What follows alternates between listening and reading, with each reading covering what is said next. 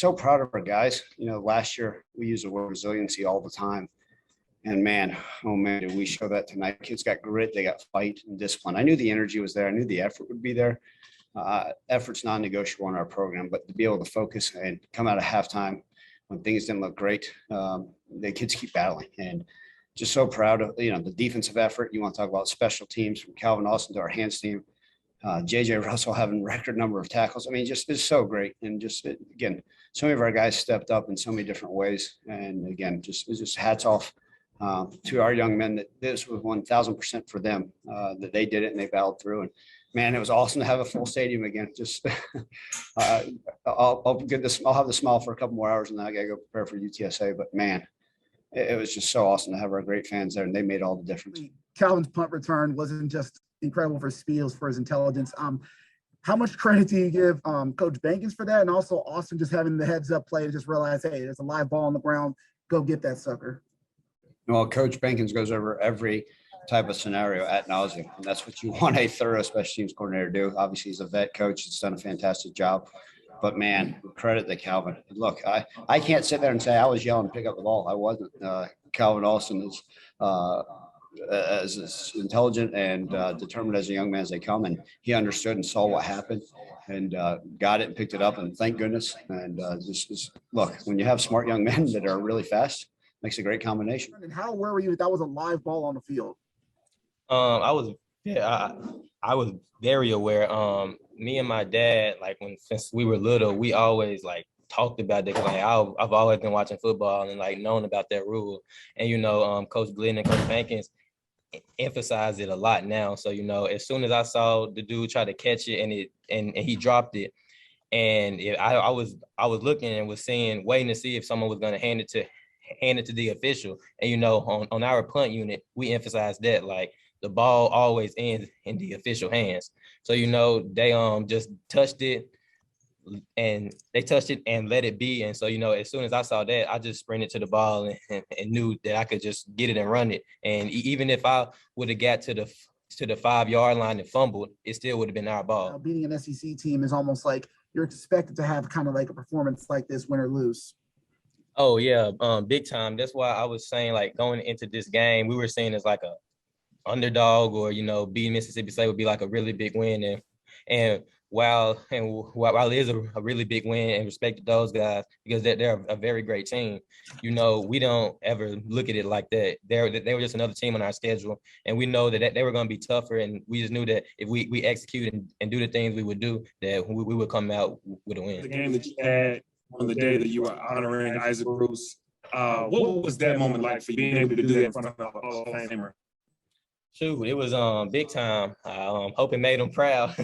But just doing it for him and all the other former Tigers that came back, the city. When I saw AG, I was already thinking he had a big game last time we were on ESPN on game day. So I was really kind of thinking about just having a big time performance. And I'm blessed and glory be to God for just us coming out with a victory and a win like that. Calvin, it's one thing to know the rule, but it's another thing. Did you ever think that would come up in a game where something that you studied and knew, and then when it did, and you're going down the sideline and everyone's going crazy on your sideline, just to be smart enough, but did you ever think you'd get the opportunity to use a rule that not many people know about?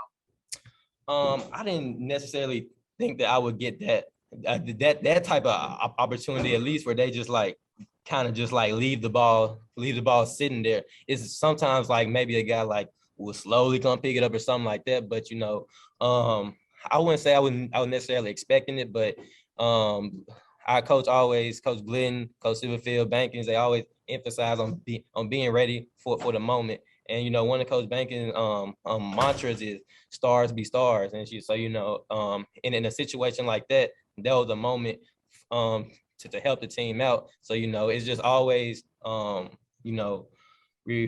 remembering everything you've been taught and putting it into action. I mean, it was jumping in there, but I mean, during halftime, Coach John just said we practiced a lot of plays, and we still have a lot of plays in our pocket that need to be used because we had only had 2.5, 3 drives really during the first half.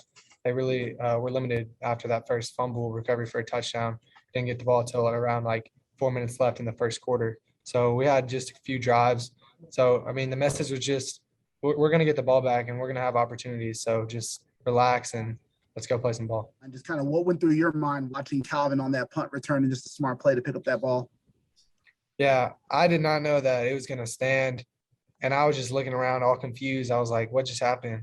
And I mean, everyone was going crazy in the stands and on the sideline. We were all running down the field. And a lot of people were confused on the sideline if I was going to stand. So I was confused at first. And then whenever they said that it was a touchdown, I was extremely excited. On the punt return, they called illegal touching and they ran back for the touchdown. Well, I mean, you gotta, the ball's live. Just because you touch it, usually they whistle it, you know. But We got to pick it up and hand it to the ref. the ref was motioning for the play was dead. Did they give you any kind of explanation for that? No, they didn't. They didn't. I know Did they call the play dead? The guy right behind the play was motioning the play. I don't know if he whistled, but he was motioning for it. So he did call the play dead. Mm-hmm. You waved it. Yeah. Well, we'll have to look at that on film, and maybe some others will too. After a bit of a tough performance last week in Jonesboro, there was a lot of talk throughout the week about the defense. Do you guys listen to that? How much of that do you hear, and was that in the back of you guys' mind at all today? I can tell you right now that like I suck at social media, so I don't know what anybody said about the defense. I just know that we didn't play good enough. We didn't hold up our standard. Yes, we played bad. We had a bad game against Arkansas State, but the impressive thing about these guys is that, man, we put our head down and work.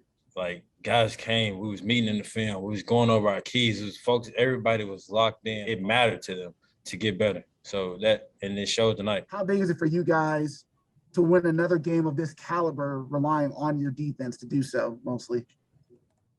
Like I told y'all a couple weeks ago, like, man, I'm coming for respect.